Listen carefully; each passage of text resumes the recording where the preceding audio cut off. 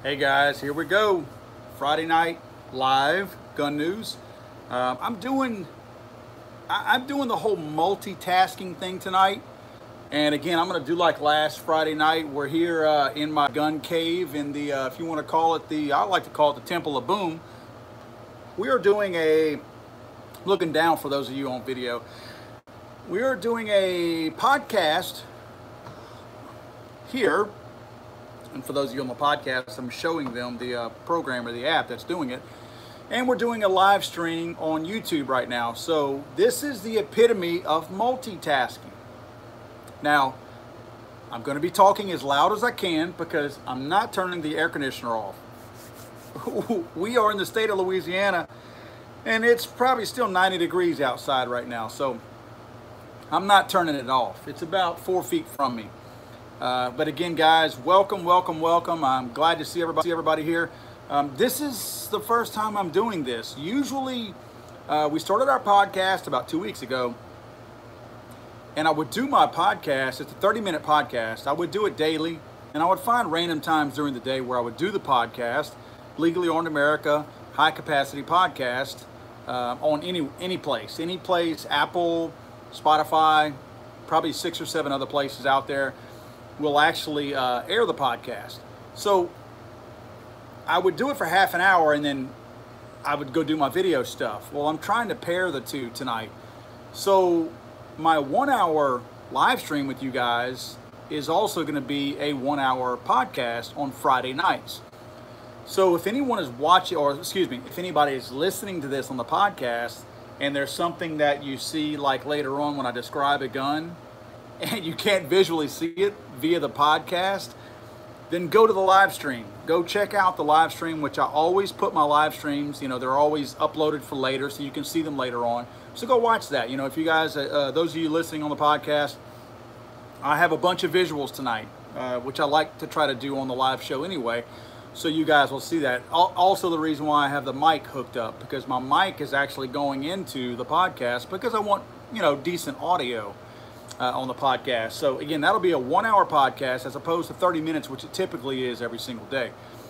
You guys are coming into the room, and I believe I can still use my handy little iPad here to give you guys some shout outs. So those of you on the podcast who are not aware, we usually go on a Friday night on our live stream, and I will go through and try to get some shout outs to everybody.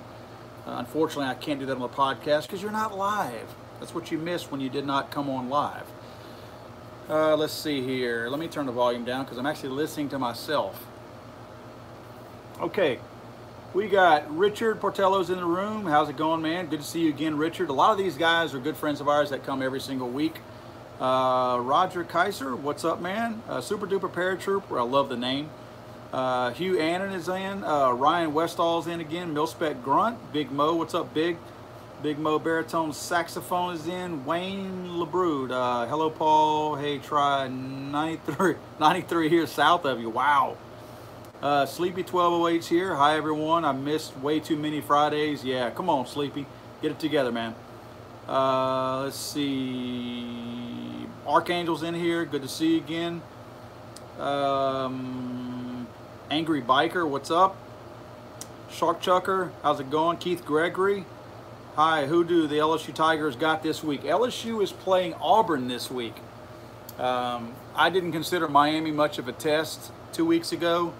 Last week was not a test at all, and they struggled to win 31-0 or 33-0.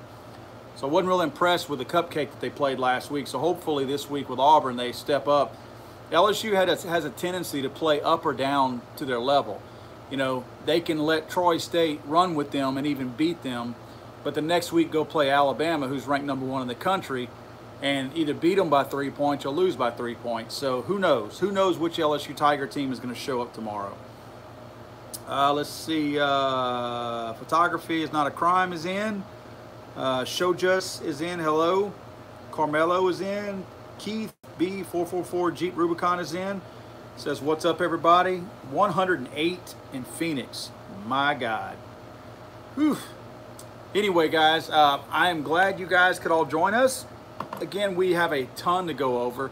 And as I said earlier, we are doing our podcast I don't know if I mentioned to you guys on our live stream last week or the week before that we were going to start doing podcasts. We've had several requests for podcasts. Have a lot of people. We have a bunch of truck drivers that follow us and whatnot, and they've asked to have the podcast. And personally, guys, I thought podcasts were kind of a thing of the past. You know, podcasts were kind of big at one time, then they trailed off. Well, they're back again. Podcasts are popular again. There's a lot of traffic going on these podcasts. So we figured we'd dip our pool into the tub. I mean, actually, we're already doing more than a podcast with this live stream, so we figured, what the heck, let's just put out a podcast also. It's pretty much just ripping the audio out of what you guys are already seeing here, although they don't get to see the visuals. So let's get right into what we're going to be talking about, because if anybody's driving a truck on the podcast, I don't want to aggravate them and have them pull off to the side of the road so they can send me some hate mail. Let's go into a lot of stuff we're going to be talking about. I want to talk about a new series that the launching of the series is new, but the series for us is old. We created a series a few years ago, oh gosh, it's longer than that, 4 or 5 years ago, called Gun Bullies. Totally ours. If you've heard the phrase gun bullies, it came from us, where we basically bully guns. We beat them up. We misuse them. We abuse them. We usually try to start out the series where I will do everyday abuse to the gun, like not cleaning it, not oiling it. Maybe I leave it on the floorboard of my truck. Maybe I leave it outside for a couple of days, like if I were cleaning it and forgot it or something like that, so the elements can get to it. Then we start to take it a little bit further than its normal abuse, and we get to abnormal but still believable abuse. Like we'll drop it on the ground, drop it in dirt, put sand in it, things like that. And then we'll kind of go, we ramp it up, I guess is my point. We'll ramp it to the next extreme. Next thing you know, we've got a rope tied around the trigger guard and we're dragging it down a blacktop highway. Or we'll kick it out of the back of a truck when we're doing 50 miles an hour down the road. You know, hey, sometimes it happens. To be totally honest with you, and this doesn't sound really irresponsible to you guys, but it happens. I was packing up a 1911 one time, and it was in its own box, in its case and everything. And I actually was going out to the range. I had somebody that wanted to shoot this particular 1911. And I lowered my tailgate on my truck. I put the gun on the tailgate and about maybe 2 or 3 boxes of ammunition on the tailgate also. And I don't remember if I had backed into my driveway or if I'd pulled in straight, just wasn't paying attention. I'm thinking I backed in, because I don't see how I would have not noticed the tailgate down when I went to my vehicle. So I took off to the gun range. And needless to say, some other things fell out of the back of my truck too, but the gun fell out for sure, because it was literally on the tailgate. It wasn't even up in the truck, and the ammo fell out. Well, I get to the gun range, and as soon as I get there, I see my tailgate going down, and I'm like, or I see my tailgate's down, and I'm like, I know the gun's not in here. So I kind of panic a little bit. I'm like, oh crap, you know, I don't want to be that guy that is allowing a gun to fall into the wrong hands, to fall into a kid's hands, to fall into a criminal's hands. I don't want to be that guy. You know, this gun's in my name. So I'm like freaking out. I immediately text the sheriff in our area, is a friend of mine. I immediately text him like, dude, you know, what do I do? This has never happened to me before. You know, I'm like, I know it's irresponsible, but at this point, I want to make sure we find this gun. I said, and at the time I was driving back, I was retracing my steps. And I went all the way back to the gun range, all the way back and then back again. I mean, I looked in ditches, everything. Could not find the gun. So he calls it into dispatch to let them know. He calls me right back. He says, we found your gun. I was like, really? He goes, yep. He said, you almost made it to the range. He said, it was right on the side of the road by the range. I was like, really? Which I'm kind of surprised the person didn't just go return it to the range, to be honest with you. But the person had called the sheriff's department. Thank God they had called the sheriff's department. It wasn't some kid. It wasn't some punk. So I got my gun back within an hour of losing it. But that might seem like an extreme situation that we throw a gun out the back of a truck, but obviously I can attest to the fact that it's happened to me before. So we try to take these gun bullies guns and we really ramp it up. I mean, we get to the point where we freeze them in ice, we bust them out with a hammer after that. We shoot buckshot at them. I've actually encased a 1911 in concrete before and blown it out with 2 pounds of tannerite. And then it still functioned after that. I forget what else. We've done all kinds of stuff, cool stuff. Windham weaponry rifle, we did that too. A Rock Island Armory 1911. This is actually the 1911 that we did that to. If you guys can see this. This is the Rock Island Armory 1911. This thing took some major abuse. You can see where it's all scuffed up. And let me tell you what this thing had happened to it. Obviously, it's not loaded. This thing here, in fact, it doesn't even have a firing pin in it because it's been on display before at SHOT Show. It's been on display at SHOT Show, so there's no firing pin. This thing right here, we were running our gun bully segment with this. You always hear the argument of a 1911 and a Glock, right? So we're running a 1911 and a Glock side by side in basically a torture test, our gun bullies tests. And, you know, we dragged them both behind a vehicle. We did a number of things to both guns and they were fine. Then we got to the point where we're like, you know what? We're going to put these things with tannerite. So we got 2 pounds of tannerite, put it in the little container. And then on top of the container, about like this, we set a piece of tile on top of it because we couldn't fit both guns on top of the lid of a container of tannerite. Excuse me. So we set this piece of tile on top and then we laid both guns on top. The Glock and the, I guess it is a 21. I think a Glock 21 is a 45 caliber. So we put the Glock on there and we put the 1911 on side by side and we shot the tannerite. We actually have an old video of this, so I can try to post the video to show you guys. But the 1911, I think, I'm not sure, but I think it blew, I think it stayed intact. I'm not sure. I know it blew one of the grips off of it, but I think it stayed intact. The Glock blew apart. The frame and the slide separated, and so did the barrel, obviously, once it was freed from the frame and the slide. We never found the frame. We tried looking at the trajectory of it to see where it fell. I paid some guys to go out into the field where we blew everything up to comb the whole field after we had already done it. Could never find it. There's a big pond kind of near where we did all this. We think it went in there, possibly did, but the Glock was never recovered. Now I have the slide, the barrel, guide rod, spring. I have all that, but I do not have the frame. It blew off. However, this gun survived the whole thing. We put a magazine in it and we fired it on the spot. It fired. Then after that, we froze it in ice, busted it out, shot it, did nothing. When we shot it out, the cool thing was when we froze it in ice, to blast it out of the ice, we shot the whole thing with buckshot. And you can see this dent right on top below where my finger is. You see that dent in the slide? That's where one of the pieces of buckshot dented the slide. It also, you can see a piece of the buckshot in the trigger guard right there. It hit the trigger guard, and notice the trigger guard is crooked. It bent the trigger guard over. I mean, we abused this thing. Then whenever we couldn't, it kept firing the whole time. Kept firing. Granted, this thing had never, ever been cleaned or lubricated, not once, and still to this day, not a drop of oil, not one drop of oil has ever touched this thing.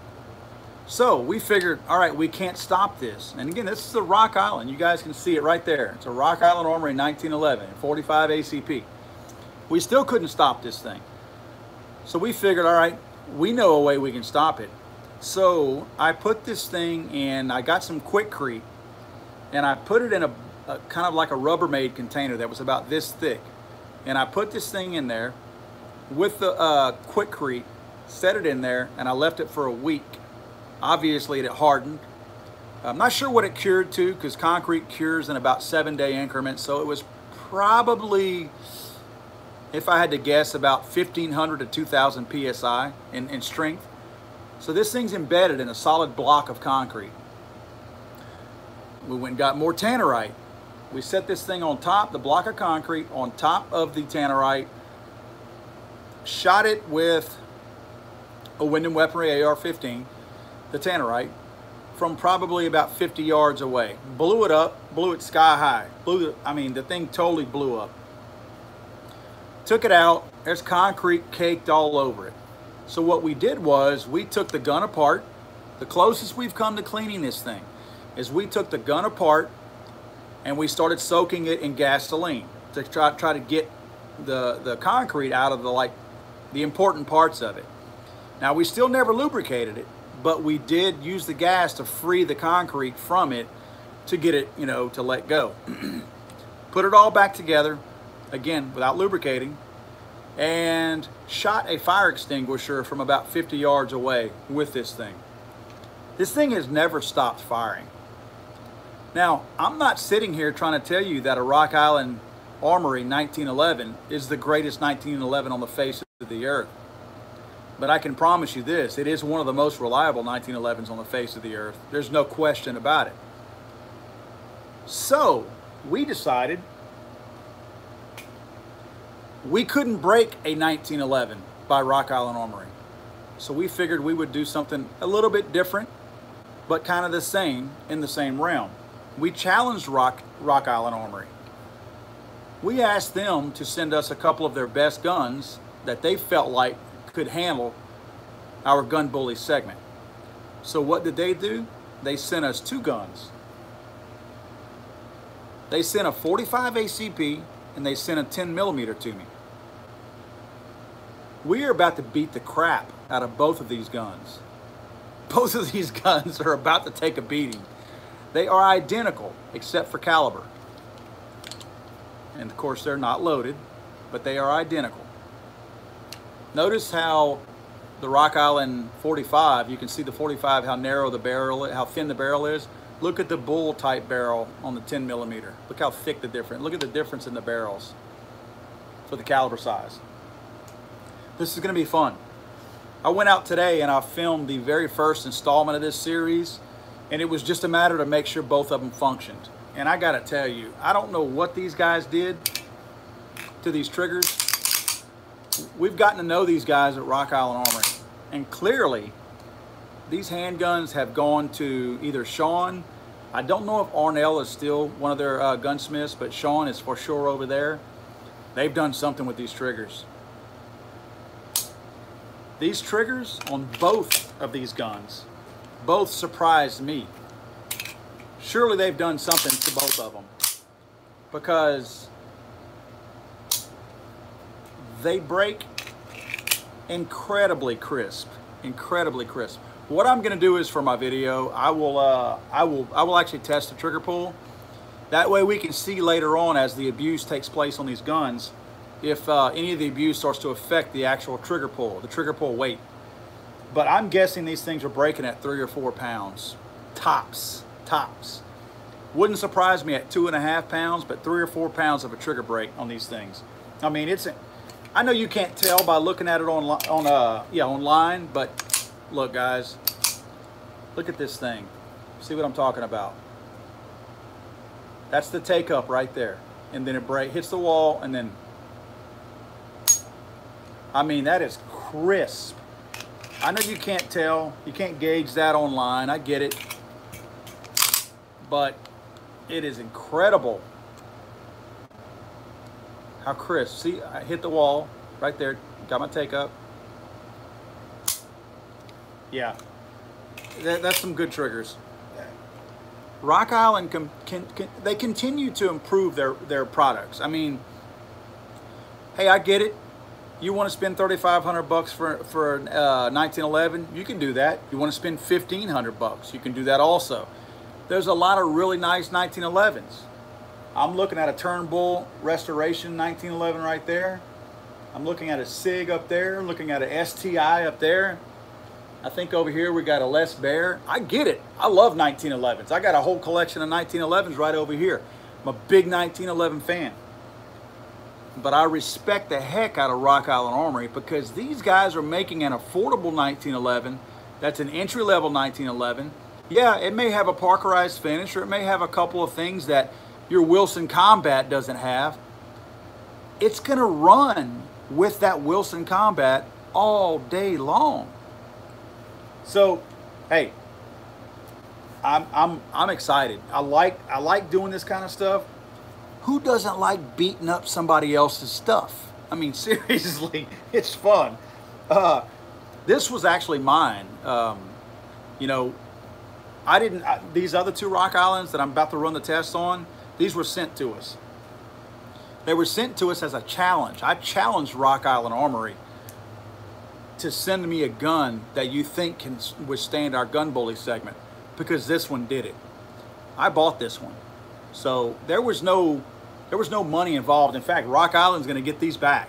Whenever I'm done with it, they go back to Rock Island. You'll probably see them at SHOT Show, NRA, or whatever, being displayed. Hopefully they last a little while. But, you know, if one of them peters out, it's over for that gun. You know, I'm not going to rebuild it. I may replace some parts, like in this one right here. The grip flew off of this one whenever we blew it up with tannerite. And what else happened to this one? Actually, no, I don't think anything else actually happened to it. I actually had to, the trigger guard, you'll notice well, I'm sorry, the trigger itself, it's scratched a little bit because the trigger guard was actually, or the frame was bent a little bit, and it was scraping on the way in. The thumb safety flew off of it, this right here. I think whenever we shot it with the buckshot, I believe we blew the thumb safety off. So we didn't have to replace it, we just found it and put it back in the gun, and it worked.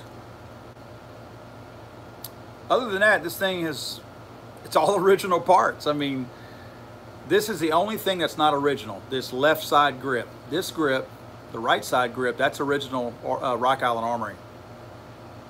So anyway, these guys, we're gonna see. We're gonna see if they're up to the test. I like doing stuff like that. That's fun to me. What else? Let me look at my notes here. Okay, here we go. This right here, this is next. This is some fun stuff right here. I mean, this is fun. This is a 6-hour Rattler. The 6-hour Rattler comes in 300 blackout. It obviously came in at this size, the little small package that you see right here. All right, from my left hand to my right hand. This is a Acadian Armament suppressor. It's a Defender, is it Defender?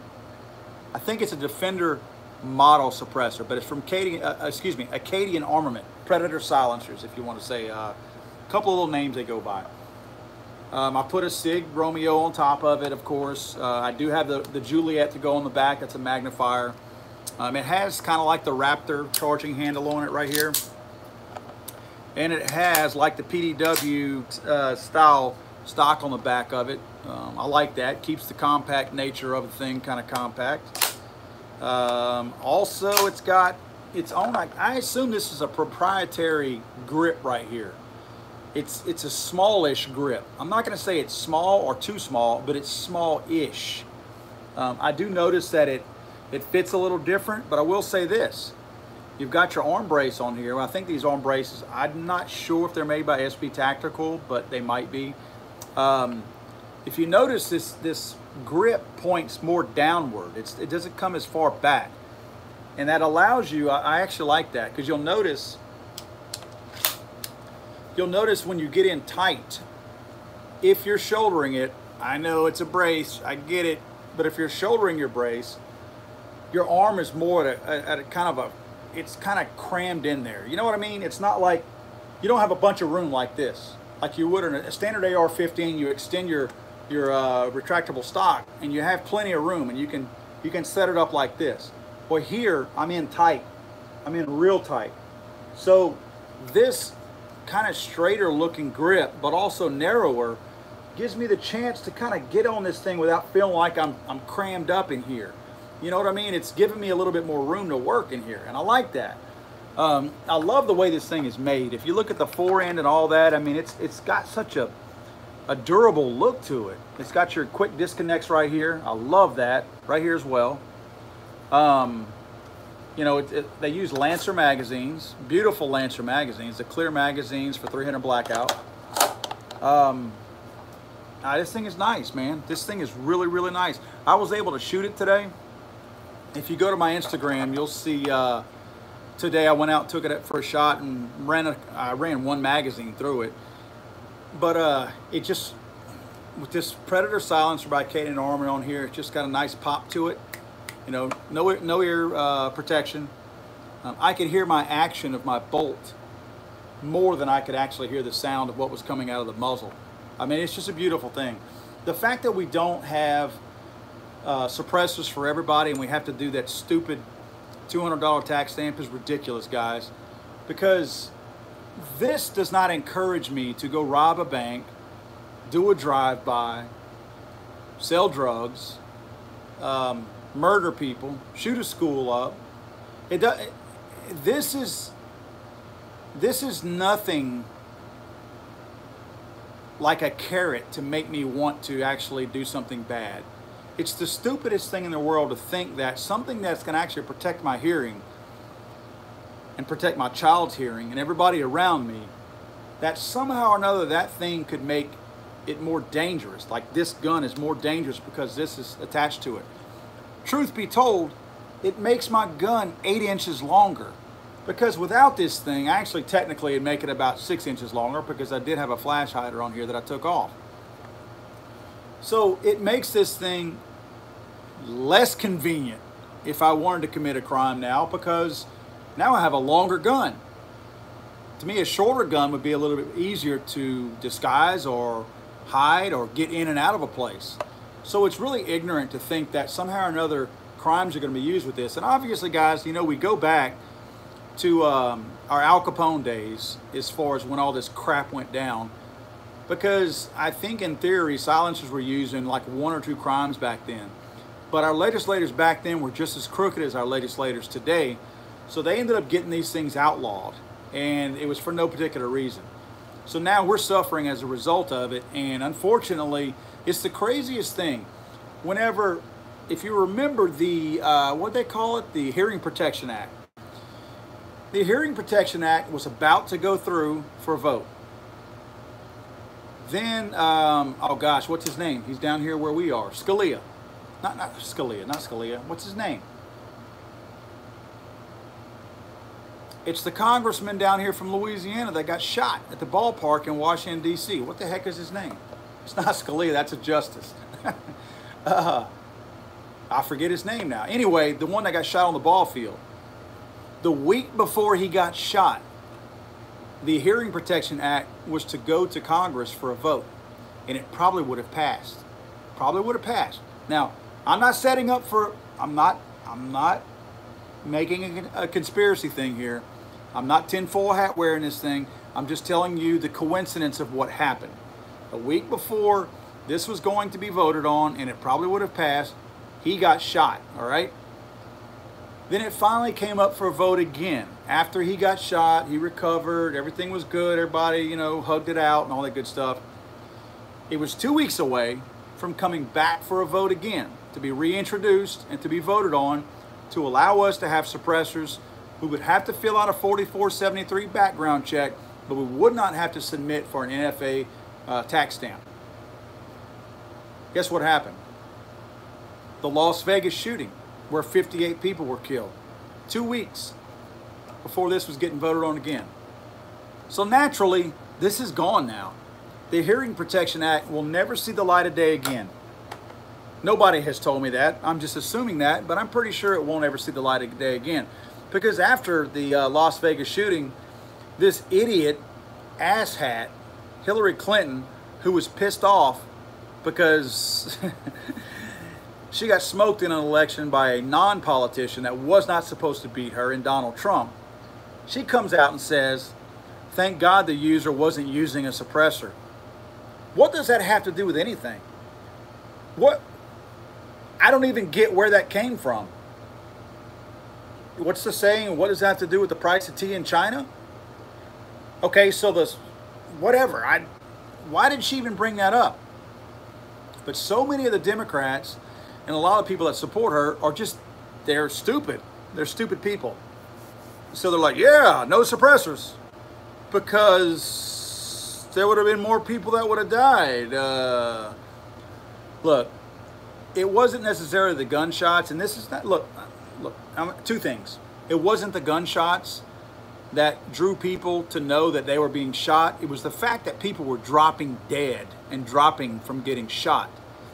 But another thing about suppressors and silencers, and I'm using the word silencers before anybody gets angry or gets their feelings hurt, the ATF calls them silencers. So when people use the word silencer, it is an accurate term because that's how the ATF classifies them, as a silencer, not a suppressor.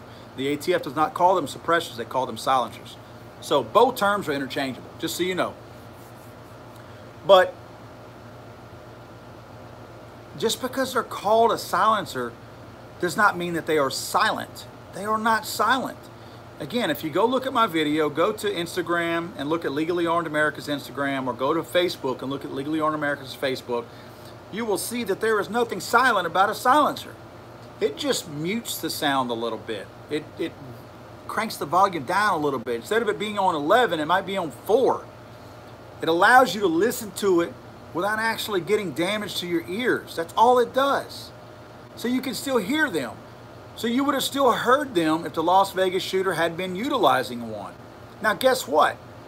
The Las Vegas shooter had all kinds of stuff. And just like me, I'm not special. I did what I had to do to get one of these. He was a legal, law-abiding gun owner. He could have bought 50 of these if he wanted to, just like the ones I've bought. So, you know why he didn't buy one? Because it wasn't practical for his needs.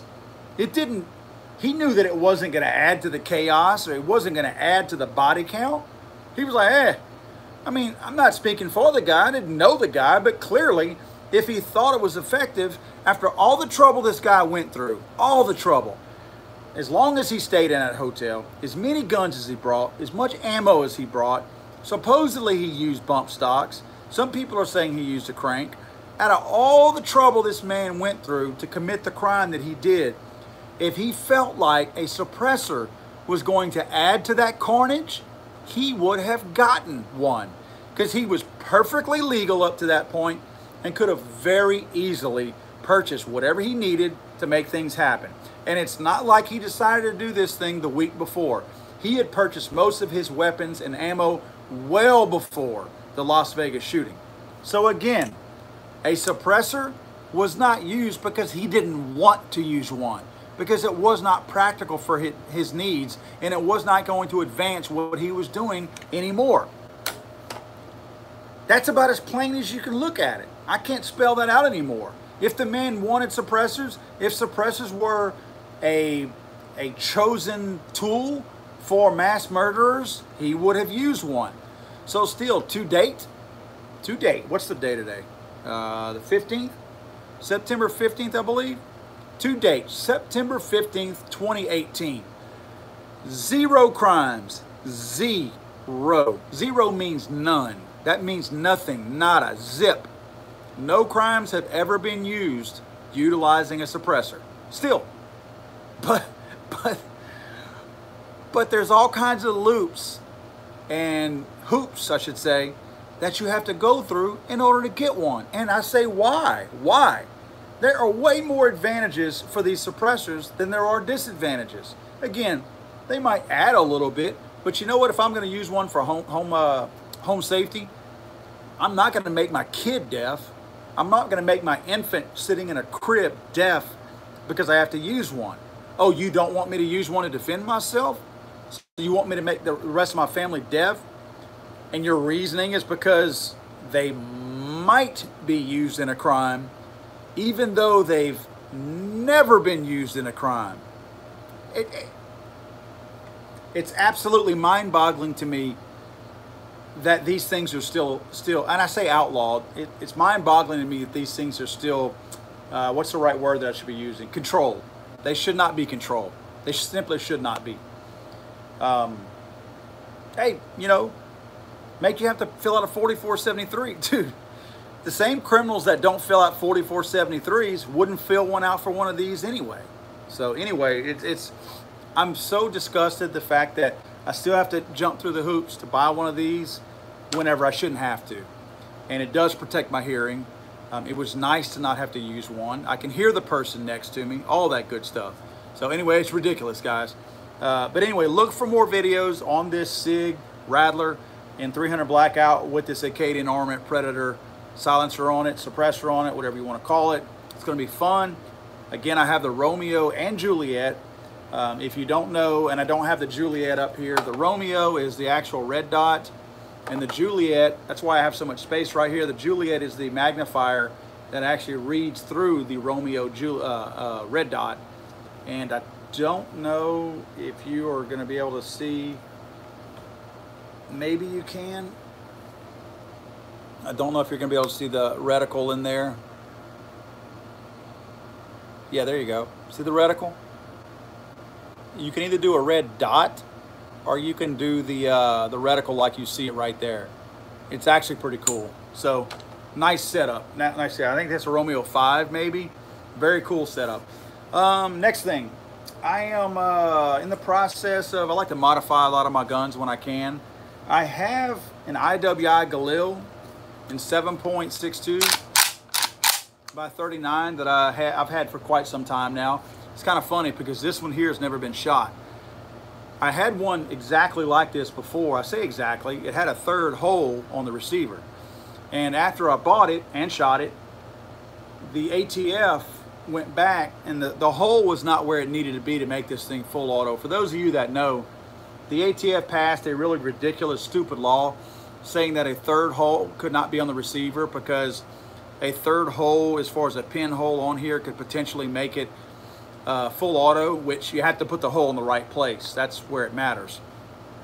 Well, this one had a third hole along the bottom of the receiver of my original one. And I bought it. And then all of a sudden they asked for them back. Well, I took it out and shot it first. I want to say I shot something that was illegal. So I shot it and I sent it back. They sent me a brand new gun. They didn't change the receiver, nothing. They just sent a whole new gun. I know what they did. They took the gun that I had and probably they're using it in Israel or something somewhere because it was in perfect condition and just sent me a new one because they don't have its stupid laws in other areas. But if you notice the pistol, so it's got the little connector in the back right here that you could put a SIG, I was going to say a SIG brace, an SB tactical brace, or if you want to just call it an arm brace. I'm going to put this on there. So it actually fits in there. This piece right here slides right down into the back of the gun right here. So I'm going to modify this over the weekend to give myself a little bit more room on this thing. I guess this is the best way to do it. It'll be about that long then. I'm still going to need to put an optic on top of it because these sights are not quite tall enough. But man, if you have not seen an IWI Galil, this is, talk about the ultimate slap in the face to Muslims and everybody else that uses the standard AK-47. Believe me, I'm an AK-47. I like AK-47 myself. But the Israelis took the AK-47 and made it better. Yes, you heard me right, Arabs. They made it better. This thing, they made it to where it can withstand sand. The way the bolt goes back, it seals everything off. You can really tell it right here. Look at all everything on the side of it where they close it up. That way the charging handle can still do what it has to do, but everything moves around it to seal it back off perfectly. This thing is beautiful. It's a piece of work, man. Very, very nice gun. It reminds me of a cross between an MP5, the way HK did their receivers, and an AK-47. But man, I mean, you talk about making an AK-47 better. They did it. I also have one in 308. It's actually a standard rifle. Beautiful gun, beautiful gun. So anyway, you'll be seeing me shooting that with the brace on it very, very soon because I'm going to add the brace to it. What else do I have? Oh, let's see. I want to at least let you guys know real quick. This is kind of, I'm not supposed to tell you all this, but I'm going to tell you anyway because I'm drinking a beer. Yep, that's it for that one. No, that's not why. I just needed a drink. My good friends at Windham Weaponry are about to put something really cool out. And look, let me be honest with y'all. I'm not going to get in trouble for saying this. I'm trying to share some cool news with you guys that's going to be coming out very, very soon. Like in the next, the next week or two. Windham Weaponry is putting out, I guess you could call it entry level, but to me, I know what their guns are and how good they are. It's more than entry level. They're putting out a PCC, a pistol caliber carbine. They're putting out an AR-15. I think it's got a 16-inch barrel with a 15-inch handguard, telescoping stock. I forget what else they're doing to it. But they're trying to give you guys it's two ways, and we work with them on a lot of stuff. It's being used in two different ways, or marketed in two different ways, I should say.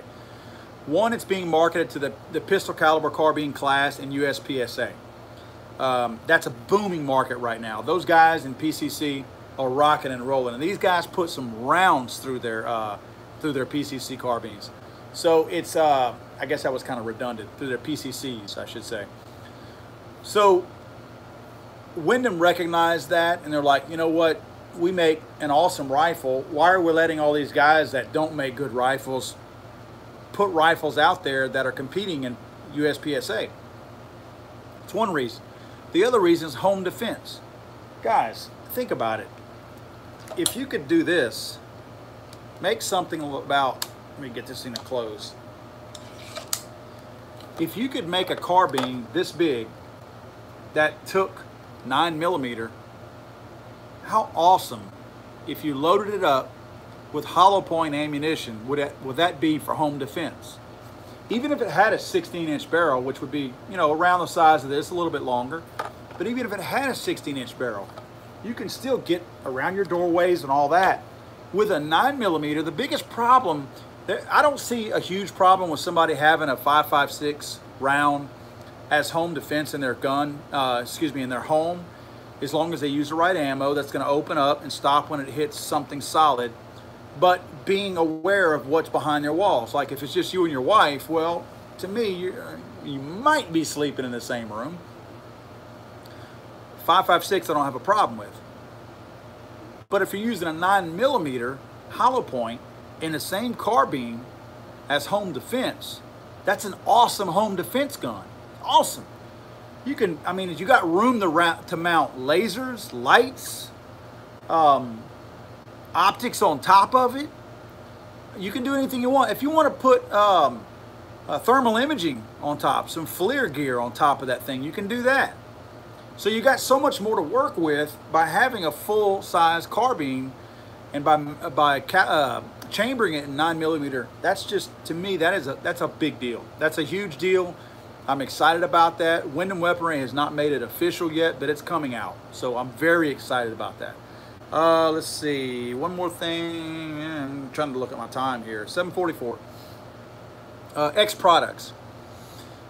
I want to kind of mention some stuff going on with X products. I talked to their owner this past week, and you guys might remember one of their owners. Actually, I talked to their new CEO.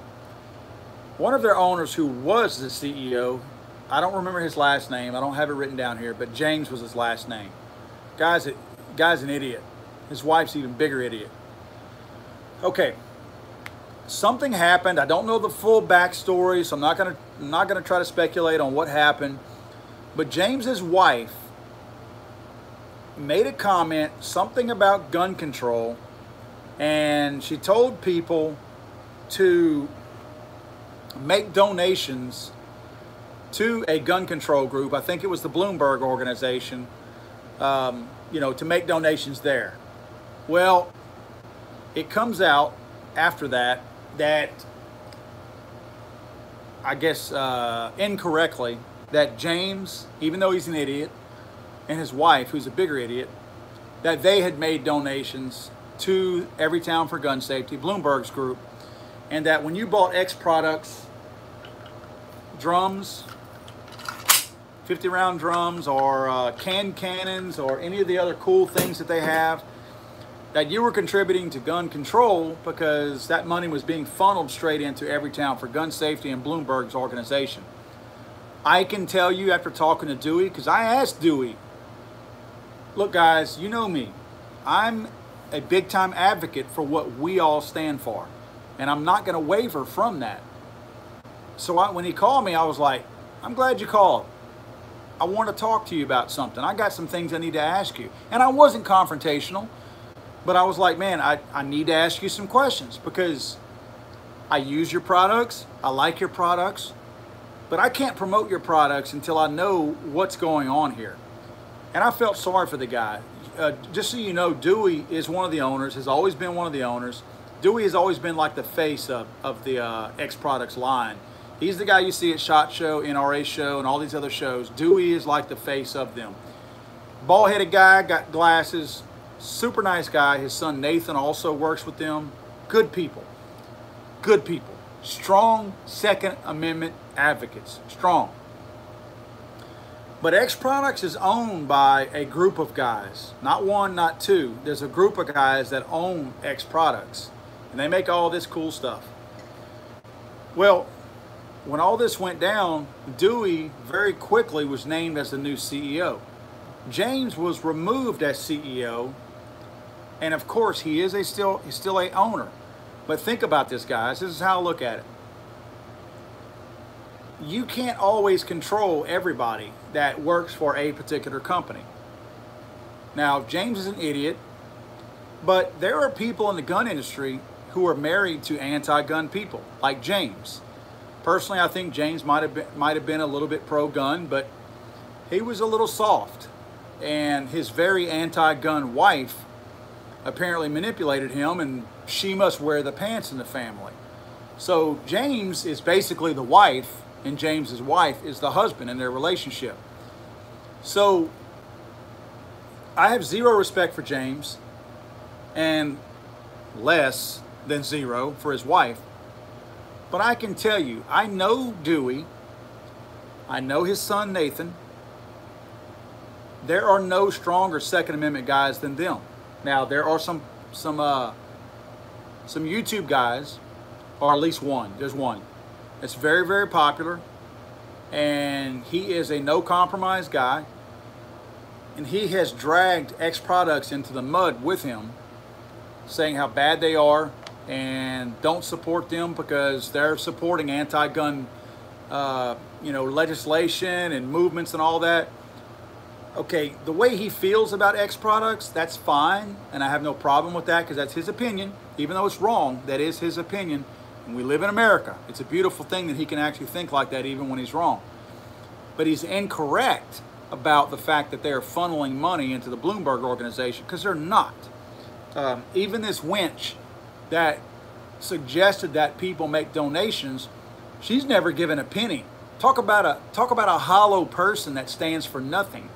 She's encouraging other people to make donations to this anti-gun organization, but she hasn't made any herself. None. To date, she has made none.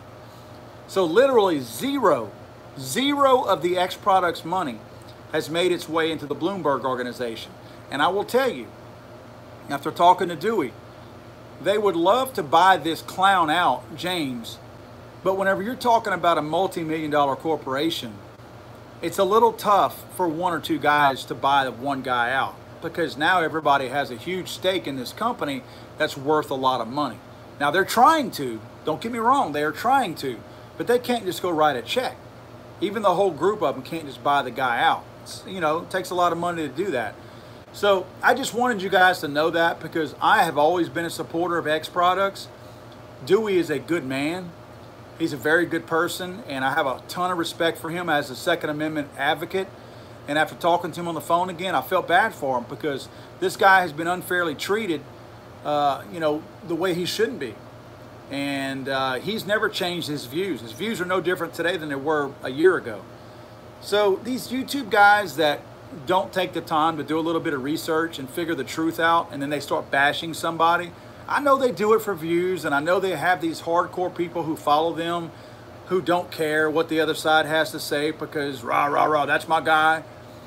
But I'm just telling you guys, X Products is a good company. If you feel like you have to wait to buy something from them until they get rid of James, I respect that. I've got no problem with that because in theory, James is an idiot, and any money you spend to X Products, a small portion, goes in James's pocket.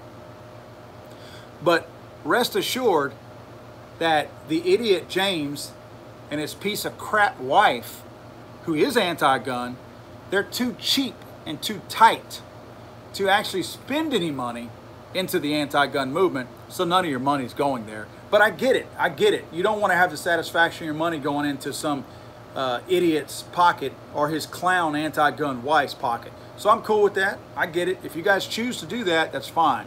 I just want you to know that don't throw the baby out with the bathwater. The company as a whole is not a bad company, and there are some very good people that work there. Some very good people.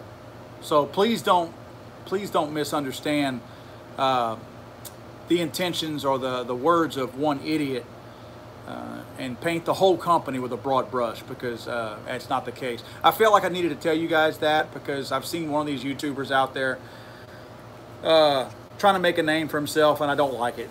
It's not.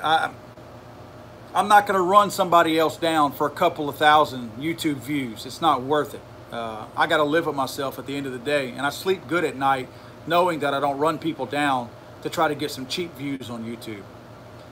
Let's see. Man, I think that's all I've got for today. 7:52, it's a good thing. We've got 8 minutes left. I'd like to go through here. You guys know the drill. Those of you on the podcast won't know what I'm talking about, but those of you on the live stream, if you could do some @Legally Armed Americas to where, and I don't know exactly how you do it, but if you can make it highlight into the bright orange like it does right there. If you guys can make it do that, ask me any questions you want. Let's spend the next 8 or 10 minutes trying to go through all this stuff. I'm just looking at this. SIG 320, that's his handle. Says VP9 SK everyday carry. I don't know if you're asking or telling. That's my everyday carry right now. Let me show you guys something. This is kind of funny. I say funny. I guess it's technically not. Let me unload this thing before I start waving this gun around. This is my everyday carry right now. I rotate a couple of guns every now and then, but I'll carry, one gun for quite some time. This is my VP9 SK. If you notice, it has this little, I forget what they call this thing. It's the ear for cocking it on your belt. That kind of protrudes right there. I don't know if you can, yeah, you can see it right there. Well, guess what? Sorry, HK, I have to point this out. The one on the right side fell off. Look at the little groove right there where it goes. It goes right there, right inside this groove. Again, you see where that one is, the black? There's none on that side. It fell off. I don't know how it fell off. I went onto an army base the other day, and I had to put my gun in a console because my gun was not allowed on the army base, which is stupid. But I'm thinking it might have got knocked off as it was riding, maybe pushing up, which is ridiculous because it shouldn't just pop out from riding in a console. I guess you could just push it right out, But yeah, some people have complained they don't like those and they pop those out on purpose. They're not in the way. I don't have a problem with them. But anyway, that's what happened to mine. But yeah, that's my everyday carry right now is my VP9 SK. I love the gun. I've got 2 of these. I have a VP9, and then I have a P30 SK, and then I have 2 of these VP9 SKs. It's a great, great carry gun. I don't even know what I've got in it, to be honest with you, but I've got some pretty solid ammo in there. That's probably a Hydra Shock, maybe a Hydra Shock. I can't really tell, but good 9mm right here. Great carry gun. I love it. Okay, guys, let's see here. Man, I say this is a good question, but it's an easy answer. Shark Chucker asked, CMMG Mutant or M plus M M10X? If you guys don't know what the M plus M was the name of the company. The model is an M10X. Get the M10X. We talked about IWI rebuilding the AK-47. M plus M has done some beautiful, beautiful stuff with that M10X. This thing is freaking crazy. We're friends with those guys. We know the guys that own the company and a couple of their reps. I will have one in my hands within a year. They're tweaking some things right now. I think they're finally back on at the market now. But dude, if you get a chance, you need to go do a Google search for M plus M, that's the company, and then M10X. That is a fine gun. What's cool is at the big shows, they actually take an AK-47 and they disassemble it completely, and they put it on a piece of plexiglass. I don't know if they glue it or screw it. I don't know how they did it, but all the parts are laid out on the plexiglass on top, and then right below it they have the M10X that they did the same thing. They disassemble it. Pretty much what they did is they took everything that was wrong with the AK-47, fixed it, and put it into their M10X. Very cool gun. Very cool gun. Now, there's not a lot of them out there, so we don't know how reliable they are. That's the beauty of the AK-47, is the fact that it may not be made as the greatest gun with the tightest tolerances, but the loose-fitting nature of the gun itself is what makes it so darn reliable. So let's see if the M10X is equally reliable, or if they might have closed some of those gaps up and made it unreliable. I mean, the jury's still out on that. Let's see.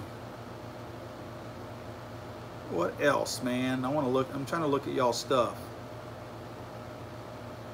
I'm gonna scroll back a little ways.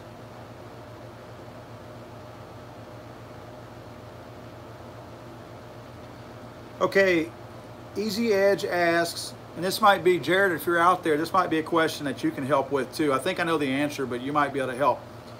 And you may have already answered. Oh, you did answer it. No, it does not. I was going to answer the same thing. He asked, just so you guys know, I submitted my Form 1 for SBR AR-10 and got charged on my credit card. Does that mean it was approved? Sadly, the way the ATF works, it's like a big giant scam. What would you expect? What else would you expect from the government, right? When you submit your money, they charge it right away. I mean, they hit it right away. I sent in a plethora of forms for suppressors. They charged my credit card, I think it was 6 of them, because it was a $1,200 check. They not my credit card, they cashed my check, my $1,200 check, within 2 weeks of me mailing it off. And it took me 13 months to get 5 of those suppressors. And it's been 2.5 years and I still haven't gotten one of them. But they got the money right away. So no, it doesn't mean you're approved for it. You're probably going to get approved. You're probably not going to have any issue. But I don't want you to think that it's in the outbox, ready to go out. You basically have the accounts receivable department who got your check or your credit card and ran it first, and they're good to go. Now your stuff went over and sat on a big old stack on somebody's desk about this big, and it's at the bottom of it right now. So don't get too impatient about that, because it probably ain't coming anytime soon. Let's see. Guys, it is 7:59, if you can believe that. I'm going to have to shut this thing down for a couple of reasons. Number one, I want another cold beer. Number two, our time is almost up. So I'm going to do like I try to do sometimes. I'm going to officially end this. But what I'm probably going to do is run downstairs and grab me a cold beer and come back up here and read y'all's comments. And I may comment live on it. I may just point the camera off at the wall. Maybe you can look at all the spots that I have missing over here on my wall of guns that I just don't have on there yet. But I can scroll through y'all's comments because I'm not able to read these while we're on our live stream. So I want to do that, and I'll come up here and answer y'all's questions, you know, anything, or interact with you guys. I just don't want to keep the official live stream going because I don't want anybody that's, you know, waiting for me to end it, you know, waiting. Shark Chucker, good question.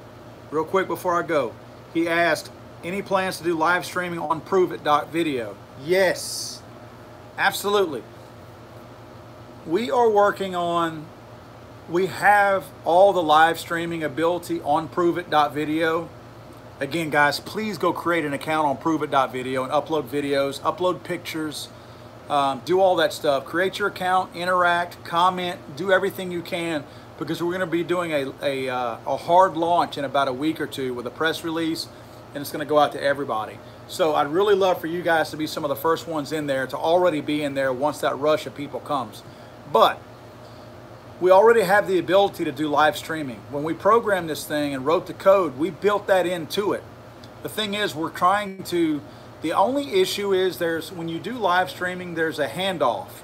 Your video is handed off. Like, YouTube does it all for you. Like, I'm sending my stream from my iPad here, or from my iPhone, from there to YouTube. YouTube has its own encoder. They encode the video, and then they send it out to all of you guys. So it's really a three-step process. You film the video, it's encoded, and then it gets streamed to everybody. We have to build all that too. Remember, guys, we don't have the billions of dollars that Google has. We have thousands of dollars. That's not, thousands of dollars is not near as impressive as billions of dollars. So we have built that into our components for ProveIt.video. We're just tweaking the encoder right now. We're tweaking the ability to have the encoding process involved in here. We're not sure yet. It may involve an external code encoder at first, but eventually we'll have it built into the whole process also. Believe me, YouTube is not telling us any of their secrets. They don't want us doing what we're doing at ProveIt.video. So it's not like we can just call YouTube and ask them, hey, how are you doing this? We're having to kind of rebuild it ourselves. But what we're going to do is, once we get that piece of it finalized and fixed, then I'll come on here for about the first 15 minutes of our live stream, and I'll start live streaming on YouTube, but I'll have the main live stream going on over at ProveIt, and we'll shut it down in 15 minutes, and you have to go over to ProveIt.video. I'm not trying to make it inconvenient for you guys, but I'm really trying to wean YouTube away from what we do. I don't like their being involved in my business. I don't like them being the, you know, the vehicle that I use to get information out to you guys, because they hate what we're doing here. They don't like what we're doing. They're not fans of what we're doing, and they don't support what we're doing, and they're looking for any reason to shut us down. So we could get 5 minutes into a live stream one weekend, and they just close the door on us. So I don't like that. I don't like the fact that they can control us any more than you guys do. So I'm trying to push all of our people over to ProveIt.video. So again, if you guys don't mind, please create your own account over there. There's 40-something people over there that have already created it. I think they're all from here, to be honest with you, because honestly, you guys are the only ones that I've told about ProveIt.video. Yeah, we've mentioned it in some posts on social media here and there, but nothing major. So I think most of you guys are the ones that have populated the area over there, and I appreciate that. So yeah, if you get a chance, guys, go to it, ProveIt.video. It's not .com, it's ProveIt.video. And it's for the outdoor enthusiasts, active lifestyle people. And we own it, we built it, we run it. We're not going to discriminate against gun people or anybody else for that matter. The only things that we're not going to allow is racism and pornography. We're not going to let people be inappropriate on there, and we're not going to let people be racist on there. Outside of that, you put whatever you want out there. ISIS, you're probably not going to like ProveIt.video, because we're going to dump you because your stuff's inappropriate. You're not going to post your videos on there beheading people and leave it out there. YouTube doesn't like me shooting a gun to show you guys how it works. They'll delete the video, or they'll give me a strike and give me a slap on the wrist. But someone in Afghanistan can behead an American or a Christian, and that video stays up with no warning whatsoever. Okay, We're not okay with that. That kind of crap is not going to be on ProveIt.video. So we won't discriminate, but we're going to get rid of the crap out there that shouldn't be acceptable in any realm, including YouTube. Guys, I'm going to get out of here. I'm going to point my camera over there. I'm going to go grab me a fresh cold beer, and I'm going to come back up here and visit with you guys here in a second. Hope you guys have a great Friday night. Hey, you know what I say all the time? It's going to sound redundant, but I'm going to say it again. Have a good Friday night. If you're drinking tonight, please drink at your house. Don't go anywhere. If you go somewhere, let somebody else drive. We want to see you guys back here next week. We don't want this to be a one and done thing. We like you guys, all of you, and want to see you back here again. Be safe. Go shoot this weekend. Have some fun. We will see you all next weekend. Thanks, guys.